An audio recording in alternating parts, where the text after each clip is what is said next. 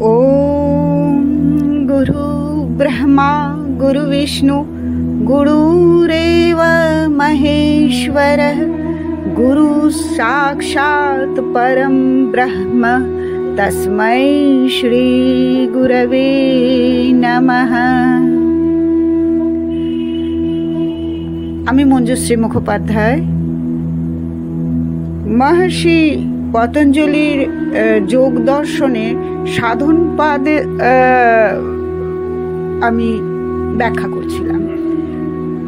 গত অডিওতে আমি একটা সূত্র বলেছিলাম, বিতর্ক বাধনে প্রতিপক্ষ ভাবনাম। এখন এই বিতর্ক কথাটা কি? সূত্রটার অর্থ তো এরকম বলেছিলাম যে যখন বিতর্ক যম নিয়ম পালনে বাধার সৃষ্টি করে তখন কি করছি আমরা? বিরোধী কথা ভাবছি, প্রতিপক্ষ কথা এখানে বলা হয়েছে। কিন্তু এখন এই বিতর্ক কথাটা কি? বিতর্ক শব্দের অর্থ কি? বিতর্ক হচ্ছে যে হিংসা, অসত্য, চৌর্য, ব্যভিচার, এই অবগুণগুলি যম নিয়ম পালনে বাধা সৃষ্টি করে। বাধা সৃষ্টিকারী এগুলিকেই বলা হয়েছে বিতর্ক। তো যখন এই বাধাগুলো আসতে থাকে তখন এর বিপরীত কথা চিন্তা ভাবনা করে আমরা নিজেদের সংযত করতে পারি এবং আমরা এই যম পালন করতে পারি। যখন আমাদের এই বিতর্ক ভাবনা আসবে, এই বিরোধী ভাবনা আসবে, যখন আমরা সাধনায় নিজেদের পূর্ণরূপে নিমগ্ন করতে না পারছি, তাতে বাধা দিচ্ছি, তখন আমরা বিরোধী কথাগুলো, চিন্তনগুলো করতে থাকব, যার ফলে আমরা আমাদের নিয়ম পালনে সমর্থ হব। এক্ষেত্রে যে সূত্রটা বলা হলো তা হলো বিতর্কা হিংসাদয়ঃ কৃতকারিতানুমোদিতা লোভ ক্রোধ মোহপূর্বকা মৃদু মধ্যাধিমাত্রা দুঃখ জ্ঞানানন্ত ফলা ইতি প্রতিপক্ষ ভাবনম। প্রতিপক্ষ ভাবনা কি? প্রতিপক্ষ ভাবনার দ্বারাই কিন্তু এই বিতর্কগুলো, এই যে হিংসা, অসত্য, ব্যভিচার, চৌর্যবৃত্তি, এগুলির যা যম নিয়মের বিরোধী এই বিতর্কগুলো থেকে আমরা নিষ্কৃতি পেতে পারি। সেগুলো কিভাবে বলা হয়েছে? হিংসা দয়া, হিংসা, এগুলি কি? হিংসা যম নিয়মের বিরোধী। কারণ আমরা যম বলতে গিয়ে এ কথাটা বলেছিলাম যে অহিংসা, সত্য, অস্তেয়, ব্রহ্মচর্য, অপরিগ্রহ, যমঃ, এগুলি হলো যম। তো এই যমের বাধা দানকারী, যখন আমরা অহিংসক হতে চাইব তখন অবশ্যই হিংসা বাধা দানকারী চেষ্টা, সেটার থেকে আমরা কিভাবে নিজেদের নিবৃত্ত করব, যা না করলে এই অহিংসা, তারপরে অস্তেয়, মিথ্যাচার, ব্যভিচার, এগুলো থেকে নিজেকে যদি আমরা সরিয়ে আনতে না পারি, এগুলো থেকে নিবৃত্ত হতে না পারি, তাহলে অবশ্যই আমরা যম নিয়মে প্রতিষ্ঠিত হতে পারবো না। তো কি বলা হলো? যে হিংসা, অসত্য, চৌর্য, ব্যভিচার, এই যে দোষগুলি, এগুলি যম নিয়মের বিরোধী, এদেরকে বলা হয় বিতর্ক। তো বিতর্ক ভাবনা কি বোঝা গেল? এই বিতর্ক ভাবনার প্রতিপক্ষ তৈরি করতে বলা হলো। নিজে করা, অন্যের দ্বারা করা, অনুমোদিত, কারোর দ্বারা অনুমোদিত এই বিতর্ক কখনো কখনো লোভ, কখনো রাগ, মোহ, এগুলি তৈরি করে, এবং কখনো এটা অল্প মাত্রায়, কখনো মধ্যম মাত্রায়, কখনো ভয়ঙ্করভাবে সাধকের মনকে কি করে, বিক্ষিপ্ত করে। সাধকের মনকে সাধনা থেকে তুলে ফেলতে চায়।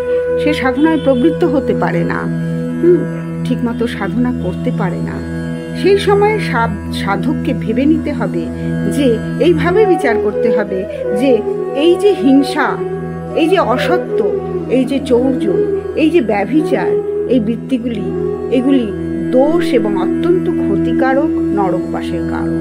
যখন আমি এই প্রতিপক্ষ ভাবনাটা ভাবতে শুরু করে দেব, যার দ্বারাই হোক না কেন, নিজের মনে রাগ আসুক কারোর প্রতি, অন্য কেউ প্ররোচিত করুক, অন্যের দ্বারা হোক, কারোর দ্বারা অনুমোদিত হোক, যেভাবেই হোক এবং যে মাত্রাতেই থাক, তীব্রভাবেই থাক, মধ্যমভাবেই থাক, যে কখনো মোহ, কখনো লোভ, কখনো রাগ, এগুলো যে মাত্রাতেই আসুক না কেন, তা কিন্তু সাধককে বিভ্রান্ত করে, সাধককে তার সাধনায় প্রবৃত্ত হতে দেয় না, নিমগ্নতা আসে না। কাজেই সাধনায় সিদ্ধিলাভ তো তখন দুরস্ত হয়ে যায়। সেই সময় কি করতে হবে, কি করতে হবে সেটাও কিন্তু মহর্ষি পতঞ্জলি বলে দিলেন। এগুলি তার মানে কি দাঁড়াচ্ছে, অর্থ এটাই হলো যে এগুলি আসতে পারে এবং ভীষণভাবে আসে। সাধক যখন তার সাধনায় মগ্ন হতে চেষ্টা করছেন, কতগুলি বিরোধী ভাবনা অবশ্যই তাকে বিচলিত করে, তার মনকে বিক্ষিপ্ত করে, উতলা হয়, এবং সে তখন কি করে, তার সাধনার পথ থেকে সে পথভ্রষ্ট হয়। কিভাবে পথ যাতে হারিয়ে না যায়, সাধনার পথে যেন ঠিকমতো চলা যায়, কিভাবে পূর্ণরূপে সাধনায় মগ্ন থেকে সেই লক্ষ্যে পৌঁছানো যায়, তার কথা কিন্তু মহর্ষি পতঞ্জলি আমাদের বলে দিলেন। এই সময় সাধককে সাবধান হতে হবে, সতর্ক হতে হবে, ভাবতে হবে যে এই যে হিংসা ইত্যাদি দোষ, হিংসা ইত্যাদি মানে হিংসার সাথে আর যে কটা আছে, হিংসা, অসত্য, চৌর্যবৃত্তি, ব্যভিচার, এই যে দোষগুলো আছে, এই দোষগুলোর দিকে আমি আকর্ষিত হব না। কারণ এই দোষগুলো কি করবে, এই দোষগুলো অনন্তকাল ধরে দুঃখ ভোগ করাবে, এর পরিণাম অত্যন্ত খারাপ। আমি এই খারাপ পরিণামের দিকে যাব না। অতএব কি করলাম, এখানে আমি বিরোধী প্রতিপক্ষ আমি তৈরি করে নিলাম, যে আমাকে হিংসা সুখ দিতে পারে না, অসত্য আমাকে কখনো স্থির হতে দিতে পারে না, চৌর্যবৃত্তি কখনো ভালো কিছু করতে পারে না, ব্যভিচারিতা সমাজের দোষ, ব্যক্তির দোষ, এই দোষগুলি কখনোই আমাকে শান্তি দেবে না, আমাকে কোনো সুখ দেবে না, কখনো আমি আমার পারমার্থিক সুখ লাভ করতে পারবো না, এবং আমি যোগের যে অন্তিম লক্ষ্য, সেই লক্ষ্যতে তো কিছুতেই পৌঁছতে পারবো না। অতএব যে এই বিরোধী ভাব তৈরি করা হলো, প্রতিপক্ষ ভাব তৈরি করা হলো, এই ভাবগুলি কি আনবে মনের মধ্যে, কি চিন্তা ভাবনা সাধকের মনে আসবে, সাধক কোন মননে অধিষ্ঠিত হবেন যে এই দোষগুলি অত্যন্ত ক্ষতিকারক এবং নরকবাস, এই দোষগুলি নরকবাসের কারণ। এর ফলে, এই দোষগুলির ফলে অনন্তকাল ধরে দুঃখ ভোগ করতে হবে। এমনও হতে পারে যে নিম্ন যোনিতে জন্মগ্রহণ করতে হতে পারে। আমরা জানি মনুষ্য জন্ম শ্রেষ্ঠ জন্ম, এবং এই জন্ম আমি এখন মনুষ্য জন্ম পেয়েছি, তার মানে এই নয় যে আমি জন্মান্তরেও তা পাবো, তা নাও হতে পারে। কি করে এরকম হতে পারে? তখনই যখন আমরা এই দোষগুলির দ্বারা প্রভাবিত হয়ে নিজের সাধনার পথ থেকে ভ্রষ্ট হব, পথ থেকে সরে যাব, তখনই আমরা আমাদের এই রকম কষ্টদায়ক অবস্থায় পৌঁছতে হবে। তো এর থেকে নিবৃত্ত হওয়ার, এর থেকে এই চরম দুঃখজনক পরিণাম ভোগ করার থেকে যাতে আমরা দূরে থাকতে পারি, তার জন্যই আমাদের কি করতে হবে? এই সবগুলোকে ত্যাগ করতে হবে, অহিংসা ত্যাগ করতে হবে। মিথ্যাচার চলবে না, চৌর্যবৃত্তি তো কখনোই নয়, ব্যভিচার এ তো পাপ, এগুলোকে আমরা গ্রহণ করব না। এসব ত্যাগ করে দৃঢ়তাপূর্বক আমরা কি করব? যম নিয়মের পালন করব। এই ধরনের বিচার করতে থাকাই হলো প্রতিপক্ষের ভাবনা। প্রতিপক্ষ মানে বিরোধী পক্ষ। এই যে বিতর্কগুলো আসছে যে অহিংসা, অসত্য, চৌর্য, ব্যভিচার, এইগুলো যখনই সাধক সাধন কালে যখন এইগুলোই এই চিন্তা ভাবনাগুলোই তাকে দিগ্ভ্রান্ত করার চেষ্টা করবে, তাকে বিচলিত করার চেষ্টা করবে, তৎক্ষণাৎ সাধককে প্রতিপক্ষের ভাবনা ভাবতে হবে। তখনই সাধককে ভাবতে হবে এই দোষগুলি আমার উন্নতিতে সহায়ক নয়, এই দোষগুলি আমাকে আমার সাধন পথ থেকে দূরে সরিয়ে নিয়ে যাচ্ছে, আমি পথভ্রষ্ট হচ্ছি, যার পরিণাম অত্যন্ত দুঃখদায়ক। আমি সেই পরিণাম পেতে চাই না, আমি সেই কষ্ট ভোগ করতে চাই না। অতএব প্রতিপক্ষ ভাবনার দ্বারা আমি এইভাবে সংকল্পবদ্ধ থেকে আমি কি করব? যম নিয়ম পালন করতেই থাকব, আমি আমার সাধন পথে চলতেই থাকব। আর এই ধরনের যে চিন্তা ভাবনা, তাই হলো প্রতিপক্ষের ভাবনা। এইভাবে যম নিয়মের বিরোধী হিংসাকে দূর করার উপায় যে আমরা খুঁজে পেলাম, হ্যাঁ, যে কিভাবে খুঁজে পেলাম হিংসাকে দূর আমি কি করে করব? হিংসার দোষগুলোকে আমি দেখব, হিংসা করলে কি কি ক্ষতি হতে পারে তা আমি দেখব। এগুলো দেখার ফলে কি হবে? সাধক যম নিয়মের প্রতি আকৃষ্ট হবে এবং তার পালনের দিকে সচেষ্ট হবে। এই নিয়মগুলি পালনের ফলে সাধক কি পাবেন তা পরবর্তী সূত্রে আমি বলবো। অহিংসা প্রতিষ্ঠায়াং তৎসন্নিধো বৈরত্যাগঃ। বলা হলো যোগীর মধ্যে যখন অহিংসা ধর্ম পূর্ণরূপে দৃঢ়তা লাভ করে, কোনোভাবেই অহিংসা তার মনে আর স্থান পায় না। প্রতিপক্ষ ভাবনার দ্বারা সে অহিংসা থেকে বহু দূরে সরে এসেছেন। সম্পূর্ণরূপে এই অহিংসাকে, এই বিতর্ক ভাবনাকে তিনি পরিত্যাগ করেছেন। তখন কি হয়? স্থিরতা প্রাপ্ত হয়। তখন তার কাছে এসে হিংস্র জন্তুও হিংসা ভুলে যায়।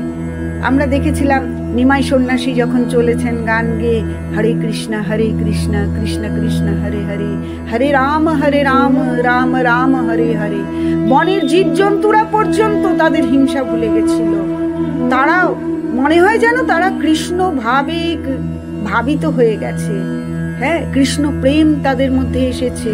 তো এইভাবে নিমাই সন্ন্যাসী ছিলেন অহিংসক। হিংসা তো তার ছিলই না, তিনি তো প্রেম বিতরণ করে গেছেন। এই রকম মানুষের সান্নিধ্যে এসে জঙ্গলের জীবও তার হিংসা ভুলে যায়। তাহলে যোগী যখন তার মধ্যে অহিংসাকে পূর্ণরূপে প্রতিষ্ঠা করবেন, তখন কি হবে?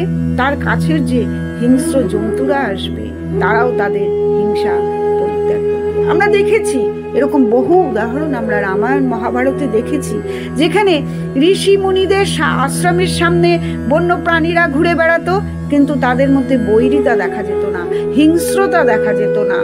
আমরা দেখেছি বালানন্দ ব্রহ্মচারীর গুহার সামনে পাহারা দিত একটা বাঘ। বাঘ তো হিংস্র, সে ঋষিকে পাহারা দিচ্ছে। তার মানে তার ভেতরের হিংস্রতা এই ঋষি সান্নিধ্যে দূর হয়েছে। এই সবই হলো ঋষিদের মধ্যে অহিংসা ভাব যে প্রতিষ্ঠিত হয়েছে, তারই দ্যোতক, অর্থাৎ তাই প্রমাণ করে যে এই হিংস্রতা যদি যোগীদের মধ্যে না থাকে, তারা যদি অহিংসাকে প্রতিষ্ঠা করতে পারেন, অহিংসায় প্রতিষ্ঠিত হতে পারেন, তাহলে যারা বনের হিংস্র জন্তুও ভুলে যায় তাদের হিংস্র স্বভাবকে। এটা তো হলো অহিংসায় যদি যোগী প্রতিষ্ঠিত হয়, তাহলে কি হবে? তার ফল কি? অহিংসা, সত্য, অস্তেয়, ব্রহ্মচর্য, অপরিগ্রহ সবগুলিরই সব কয়টিরই এইরকম এক একটা প্রমাণ রয়েছে, এরকম এক একটা ব্যাখ্যা রয়েছে, যার দ্বারা আমরা এই সিদ্ধান্তে উপনীত হতে পারি যে ইয়ম নিয়ম পালনে আমরা আমাদের সাধন পথে ঠিক মতোই এগিয়ে যেতে পারবো, পৌঁছতে পারবো আমাদের ঈপ্সিত লক্ষ্যে। সত্যের ক্ষেত্রে কি বলা হলো, সূত্রটা আগে দেখি। সত্য প্রতিষ্ঠায়াং ক্রিয়াফলাশ্রয়ত্বম। সত্য প্রতিষ্ঠায়াম, যোগীর মধ্যে যখন সত্য প্রতিষ্ঠিত হয়, সত্যে যখন সে দৃঢ় হয়, পূর্ণরূপে সত্যে প্রতিষ্ঠিত হয়, তখন এবং এই সত্য পালনে যোগী যখন সম্পূর্ণরূপে যোগ্যতা অর্জন করেন, তখন তিনি যে কাজ অনুষ্ঠান করেন তার অনুষ্ঠিত কাজের ফলও তার অধীনে থাকে। তিনি বাকসিদ্ধ হন, তিনি আশীর্বাদ করার ক্ষমতা রাখেন, তার আশীর্বাদ, তার অভিশাপ ফলপ্রসূ হয়। তিনি যদি কাউকে বর দেন, তার এই কথা, তিনি যা বর দিয়েছেন সেই বর সত্যে প্রমাণিত হয়। তার আশীর্বাদ, তার শুভ ইচ্ছা, তার মঙ্গলকারী ইচ্ছা সবই ফলপ্রসূ হয় এই সত্যে যদি যোগী নিজে অধিষ্ঠিত থাকে, অর্থাৎ যোগীর অন্তরে সত্য সম্পূর্ণভাবে প্রতিষ্ঠিত, যোগী সত্যে প্রতিষ্ঠিত। এবার অস্তেয়র কথা আসা যাক। তার ফল কি? অস্তেয় মানে, স্তেয় মানে চুরি, অস্তেয় মানে চুরি না করা। अस्तेय प्रतिष्ठायां सर्वरत्नोपस्थानम। দেখুন, অস্তেয় হচ্ছে চুরি না করা, যে অন্যের জিনিস নেয় না, অচৌর্য বৃত্তি সে অবলম্বন করে।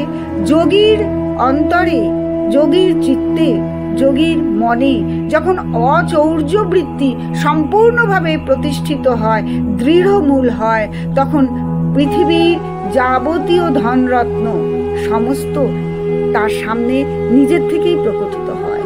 সাধকের সর্বরত্নের জ্ঞান জন্মায়। এবার ব্রহ্মচর্যের কথা বলি। ব্রহ্মচর্য প্রতিষ্ঠায়াং বীর্য লাভঃ। যে যোগী ব্রহ্মচর্যে প্রতিষ্ঠিত সে মহাবীর্যবান হয়। তার মন, বুদ্ধি, ইন্দ্রিয় এবং শরীরে অমিত শক্তির সঞ্চার হয়, অপূর্ব শক্তির প্রাদুর্ভাব হয়। হ্যাঁ, অমিত শক্তির অধিকারী হন যোগী, কারণ তিনি ব্রহ্মচর্যে প্রতিষ্ঠিত। সাধারণ মানুষ কিন্তু এইভাবে এত বলশালী হয় না। তার সাধারণ মানুষের মন, বুদ্ধি, ইন্দ্রিয়, শরীরে এত শক্তি আসে না যে শক্তি যোগীর আসে ব্রহ্মচর্য অবলম্বনে।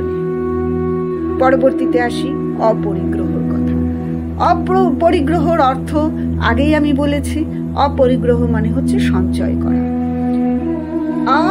अपरिग्रह स्थैर्ये जन्म कथन्ता संबोधः।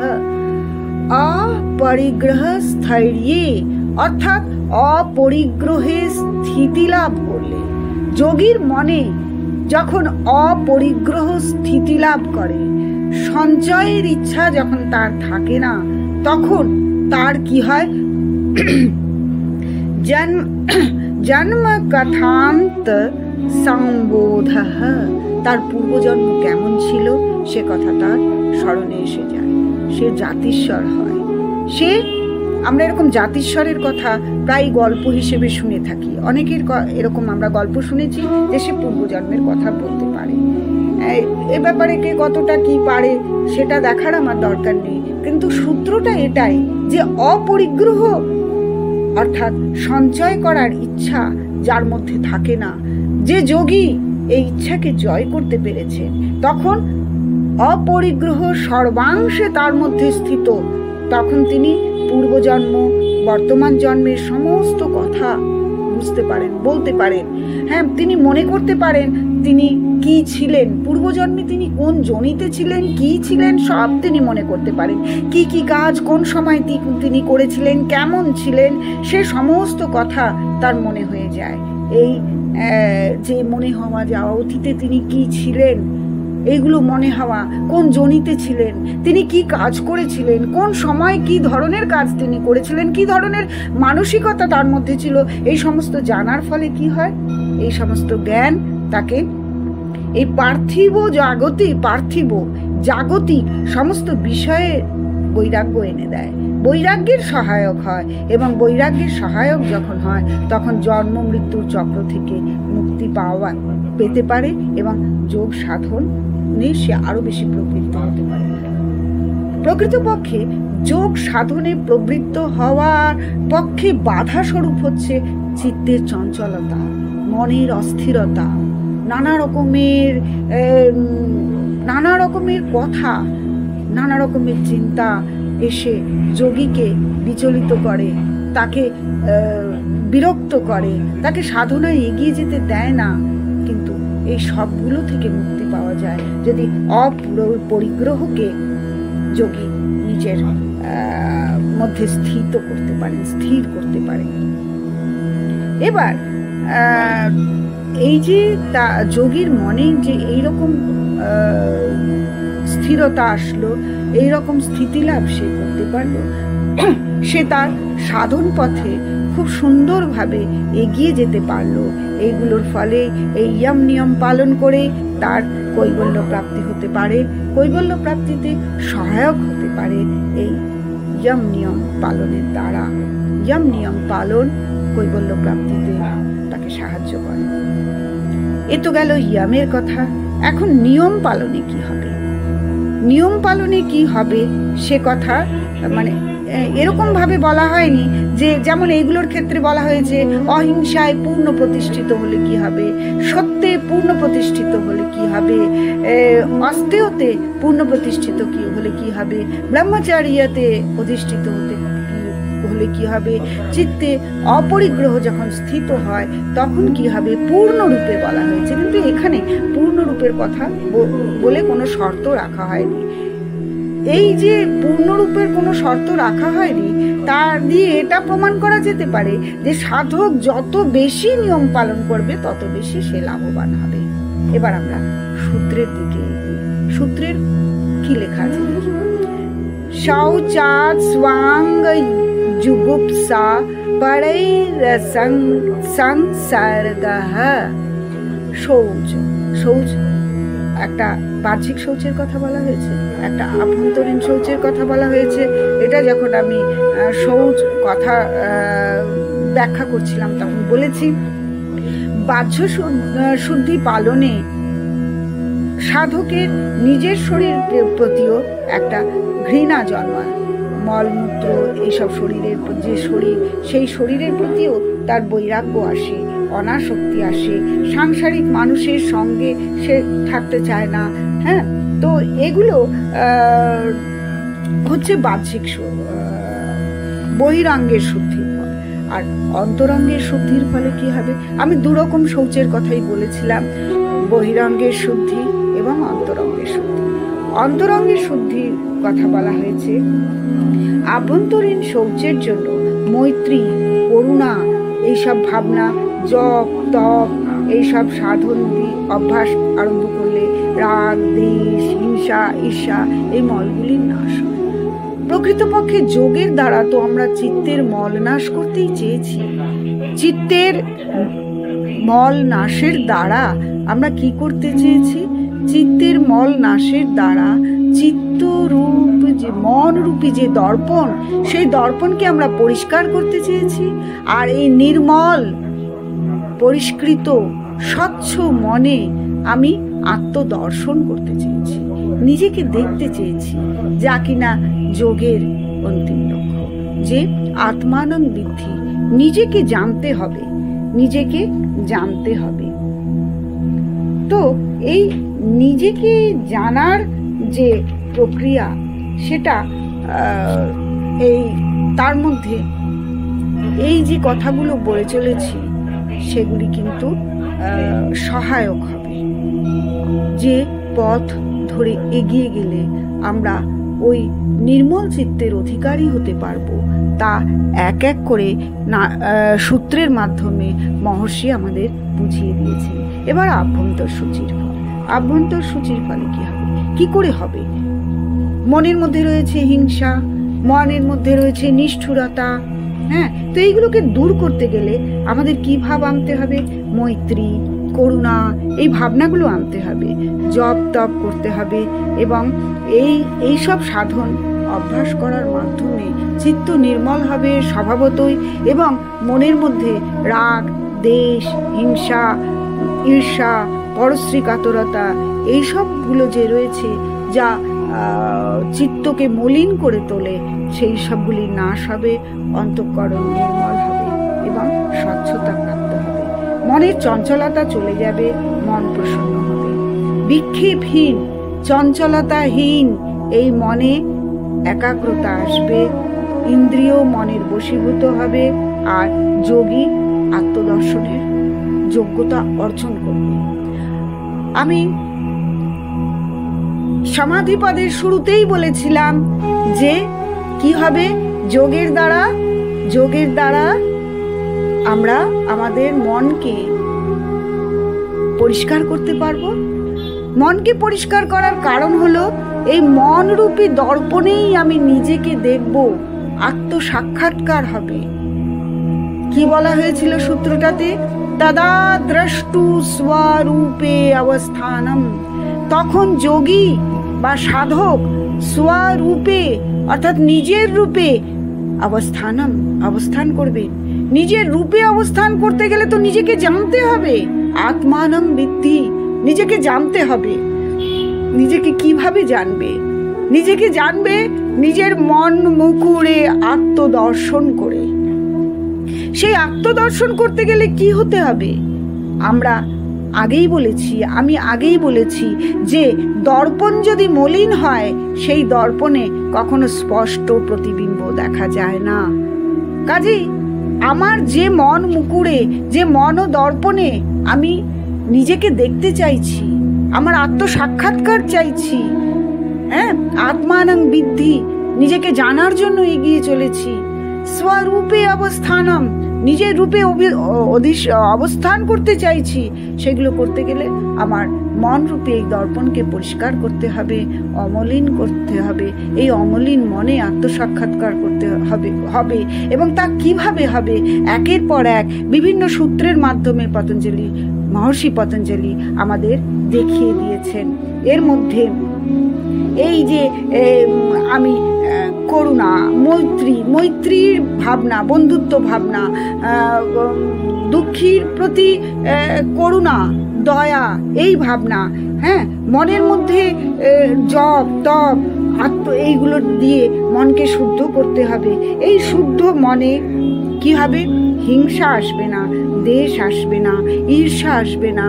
এই ঈর্ষারূপী, দেশরূপী, হিংসারূপী অনুরাগ হোক, রাগ হোক, বিরাগ হোক, বিতরাগ হোক, যাই হোক, এই যে বিষয়গুলো, পার্থিব যে বিষয়গুলো মনকে সবসময় কলুষিত করে চলেছে, সেগুলো ঠাঁই পাবে না, সেগুলো আসবে না। এবং এইগুলি না আসলে কি হবে? মন স্বচ্ছ হবে, মন পরিষ্কার হবে। এই নির্মল অন্তঃকরণে, এই নির্মল মনে কি হবে? আসবে একাগ্রতা, মনের চঞ্চলতা চলে যাবে, মন স্থির হবে। কারণ সে প্রতিপক্ষ ভাবনাগুলো ভেবে নিয়েছে, সে এই খারাপ চিন্তাগুলোর কুফল কি হতে পারে সে জানে। কাজেই সে তখন কি করবে? এগুলো মন থেকে দূরে সরিয়ে দেবে, এগুলোকে মন থেকে দূরে সরিয়ে দিয়ে বিরোধী ভাব মনের মধ্যে আনবে। মৈত্রী, করুণা, স্থিরতা, জপ তপ, ঈশ্বর ভাবনা, এগুলো সমস্ত কিছুই তাকে সাহায্য করবে তার মনটাকে স্থির করতে। মনের চঞ্চলতা চলে যাবে, মনকে প্রসন্ন হতে সাহায্য করবে। এবং এই চঞ্চলতাহীন মন, বিক্ষেপহীন মন একাগ্র হবে। এবং এই একাগ্র মন কি করতে পারবে? এই একাগ্র মন কিন্তু ইন্দ্রিয়কে বশীভূত করবে, ইন্দ্রিয় মনের বশীভূত হবে। এখন আর চোখ, কান, পার্থিব জগতে যা দেখছে তাই আমার চাই, এই চিন্তাভাবনায় ভাবিত হবে না। সে তখন, এই যোগী তখন কি করবে?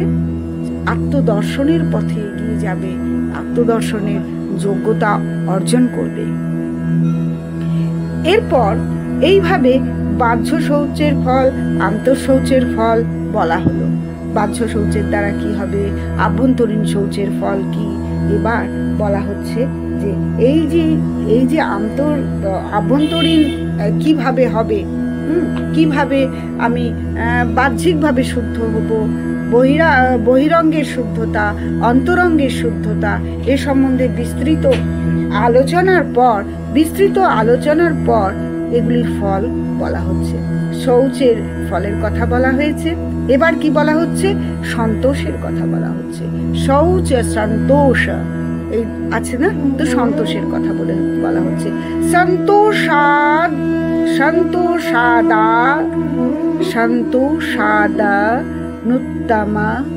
সুখ লাভ।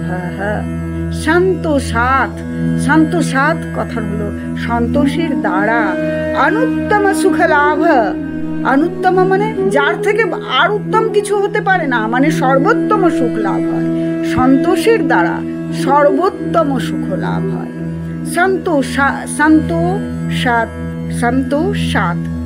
সন্তোষের দ্বারা অনুত্তম সুখ লাভ, উত্তম সুখ লাভ, যার থেকে আরো ভালো আরো উত্তম কিছু হতে পারে না, সেই উত্তম সুখ লাভ হয়। এটা হলো সর্বোত্তম সুখের অনুভূতি, যা একমাত্র সন্তোষই এনে দিতে পারে। সন্তোষ ধন এমন ধন যা সহজে পাওয়া যায় না, যে পেয়েছে সে ধনী, তার কামনারহিত সে এই সন্তোষ ধন প্রাপ্ত হলে কি হয়, সে তো সন্তোষী, সে সন্তুষ্ট, তার মন কামনারহিত হয়। এই যোগী পরম সুখ লাভ করেন। কোনো সাংসারিক সুখের সঙ্গেই এই সন্তোষের তুলনা করা যেতে পারে না। এ হলো সর্বোত্তম সুখ। সন্তোষ হলো সর্বোত্তম সুখ। এই সন্তোষ সুখ লাভ হয়। আমি পরের সূত্রগুলো পরবর্তী অডিওতে ব্যাখ্যা করব। আজ এই পর্যন্তই থাক, এখানেই শেষ করি। ওম।